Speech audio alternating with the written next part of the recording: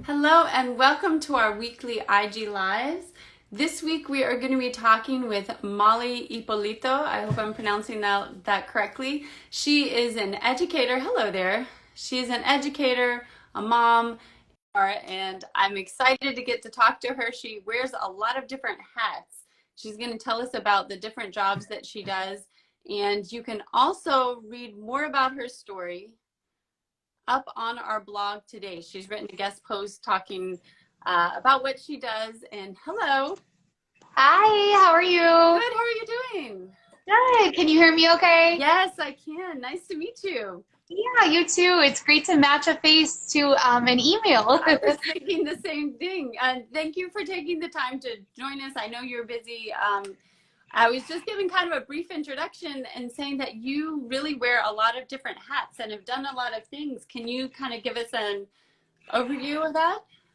Yeah, so I have been an elementary educator for the last 7 or 8 years. Mhm. And I say 7 or 8 because I did a year-long internship and then I ended up teaching at the school that I did the internship at, which was a really great experience. But I've been in a couple of different districts. I've taught second and third grade, and in some instances, I've looped with my same students. So I taught a class of second graders, and then found out that I was pregnant. And then the following year after my maternity leave, I took that same class of second graders up to third grade with me. So that was really cool to be able to work with the same kids and see that growth over 2 years. But, since I've been an educator, teachers, they don't always do it for the paycheck. So I've been trying to find different ways to kind of be able to still have my hand in education, but also be able to, provide for my family as well.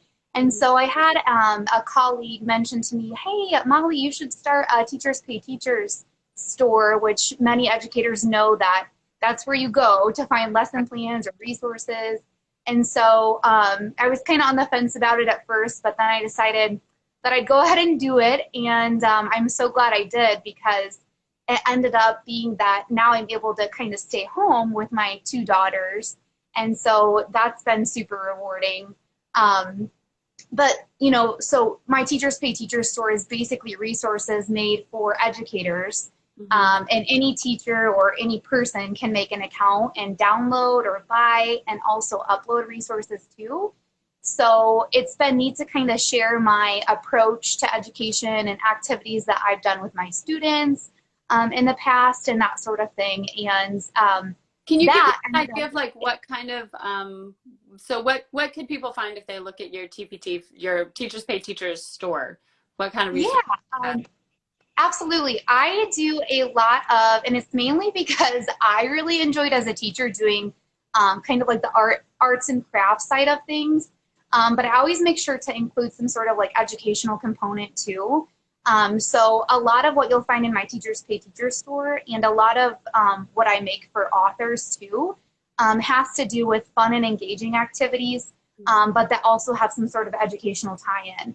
And so I actually have a few examples, if Oh you don't yeah. mind me sharing. I did recently work with an author for one of her most recent picture books called Bug on the Rug. And I loved the book so much that I had to buy it. Here it is. It's super, super cute. It's about this bug and this pug who are at odds about sharing the rug that they're on. And so the activity that I created to go with it was a picture of Pug. And so kids will have fun, kind of assembling the pug, putting them together, working on those cutting skills, and just following directions in general, step-by-step directions. But then also having an educational component as well.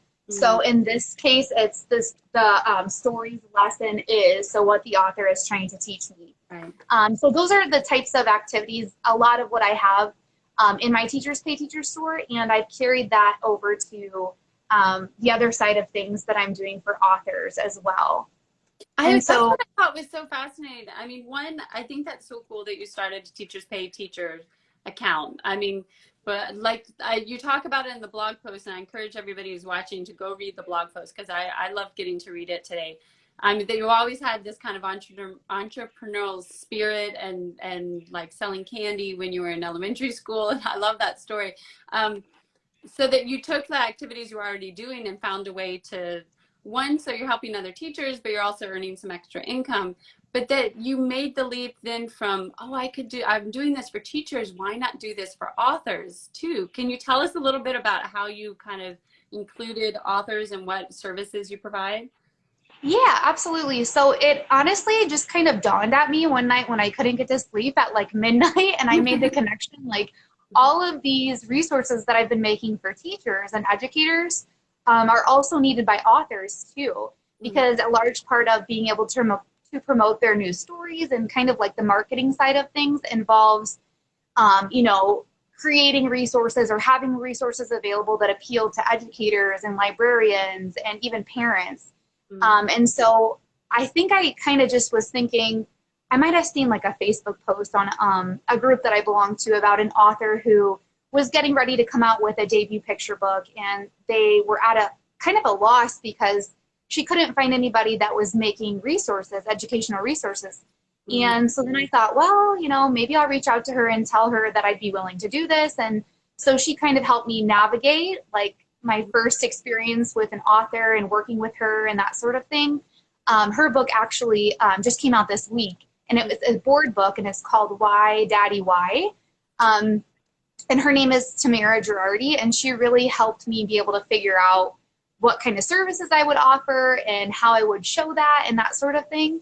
But basically, taking what I've done on the education side and then kind of like applying it to what an author might want, or what might be helpful from like an educator's point of view as well.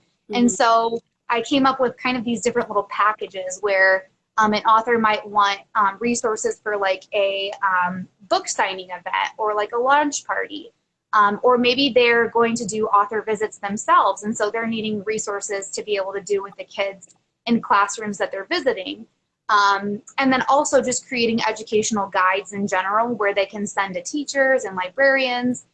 Hey, if you want to use my book, here are some lesson ideas. And because I'm a licensed teacher, I'm able to use what I know about the standards and attach those activities to standards so that it's meaningful for educators. So it's weird to like, you know, put on this hat and think about from a teacher's point of view, like what would be useful. And then also from an author's point of view, what would be useful as well. So it's been quite the learning experience for me as well, but it's been really neat kind of merging everything that I love into one opportunity, basically. Yeah, and it seems like you're in a pretty unique position because I know you like to write yourself and you're thinking or working towards publishing yourself. And so you're in these writer groups and networking with all these authors, but at the same time, you actually understand what teachers want, which a lot of times the authors might not, they might not know, or I'm sure a lot of them don't know what the standards are, and to be able to, even if they could come up with activities, to be able to really match them with what the teachers need for the classroom. And I think that's really cool that you're able to do that. Yeah, absolutely. It's just like, even like, it's funny because when I was creating the first educational guide for Tamara, I created like a table of contents in her educational guide and then had page numbers assigned to each activity.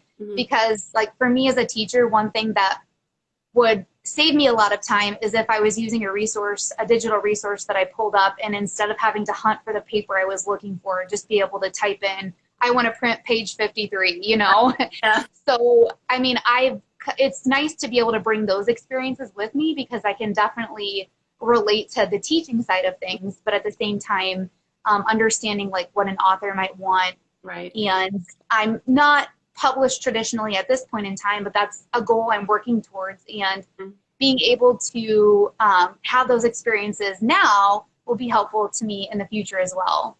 I think you just lost your light or something. I know, I don't know what happened. But I was just it's also interesting because we've talked a lot on this program about how authors might not realize how much marketing they have to do. And when you publish a book, you know, you're so focused on the actual book and bringing that to life. But once it's published, a lot of what you end up doing is the marketing side. So it's really nice if you're offering these services to kind of help them out and to provide these like the activities that they might want to go along with, like you said, a launch party or a book signing or whatever. I'm sure that's really helpful to them. Yeah, absolutely. And it's so helpful to me as well because the last, 2 or 3 years teaching during the pandemic has been so stressful. And so, like, just mentally, I think I was ready for a little break, but also I did just have my second daughter as well. And so being Just able to this stay summer, home with, right? I mean, she's still very, what's that? was it just last summer? Or I can't, Yeah, yeah. So I have a 3-year-old, and she'll be 4 in July. And then I just had my newest baby last July as well, and she'll be 1 year at the end of July too. wow. So it's been so nice to be able to have all of this extra time with them and, kind of be able to set my own schedule. And I can't even believe it's happening, to be honest. It's really awesome. So. Well, that's wonderful how you've done that because I think, I'm a stay-at-home mom also. I mean, just to be able to work at home so I can be home with my kids has made such a difference. So I think that's really wonderful that you've come up with this business that you can do at home.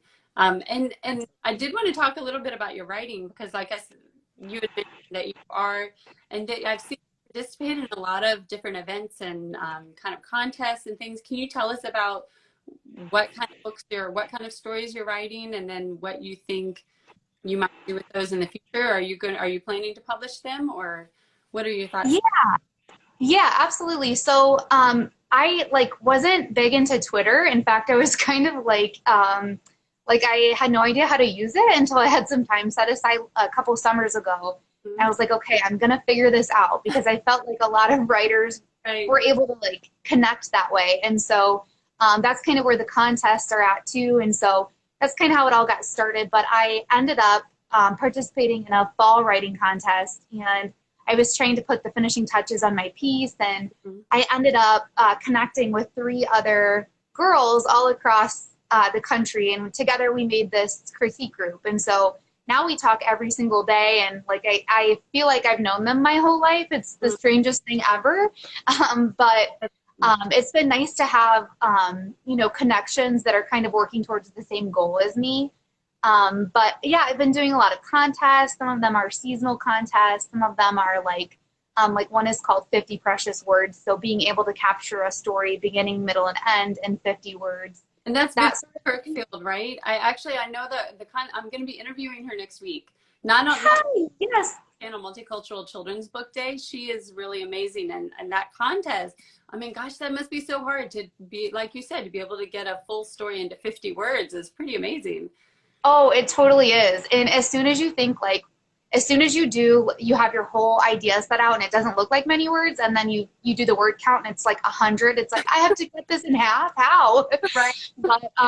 But yeah, she is awesome. There's so many people like that too in the writing community on Twitter specifically, but just in general, that are just so gracious and giving and generous. And so the whole experience has been such a learning experience for me.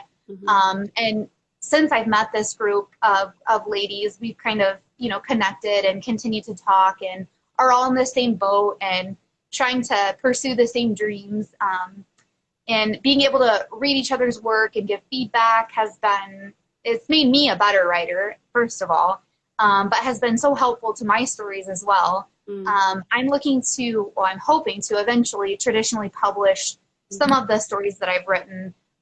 Although it's kind of tough right now with publishing. I feel like I've kind of been querying for forever, and sometimes it can get daunting. But the only way that you won't end up published is if you don't give up. So right. I'm just going to keep on trying and just keep on working at it. But I don't limit myself necessarily to just one genre. I feel like I really enjoy writing humorous picture books. And I also have really enjoyed writing some informational fiction. And probably the project that I'm most passionate about is a biography that I wrote about Jo Van Gogh, who is Vincent Van Gogh's sister-in-law. And before having researched her or finding anything about her, she was actually the woman responsible for sharing his art with the world. And not many people know that this woman who had no experience as an artist or no business experience, came from a very humble beginnings, was responsible for such a huge accomplishment. And so her part of history has always been kind of untold. And so I just found, like, as I was researching, that she was just such an inspiration and so empowering as a woman. Being able to write that story and tell that story has been super meaningful to me. Right. And definitely something that I'm passionate about. But in regards to all of the stories that I'm working on, I'm just plugging away. Sometimes it can feel like, it's taking a long time, but when I go back to look to 2 years ago, I've done a lot in that amount of time. And so just looking forward to continuing to grow and make connections, really. Well, I was just wondering, just listening to all the things you're doing and knowing you have these two little girls that you're taking care of, how do you find the time for it? It's hard. I don't know.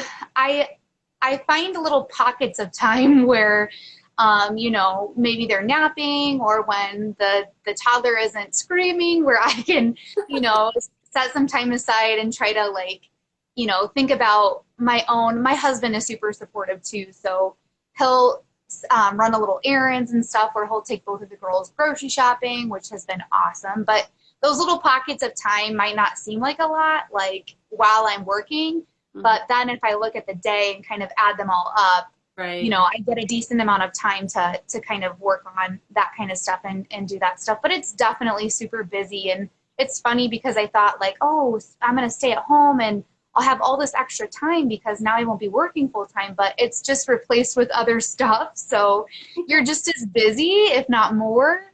But yeah, I wouldn't change anything. It's been such a great experience. It's something that I've always wanted to do, to be able to stay at home with my girls. And so I'm so thankful that I'm able to do it. So that's wonderful. And I know that's something that I've learned from Dee Dee, is she always says that if you have a goal, make sure you do at least one thing every day towards the goal. Even if it's just writing an email or writing for 5 or 10 minutes, just do something every day. And it sounds like that's exactly what you're doing.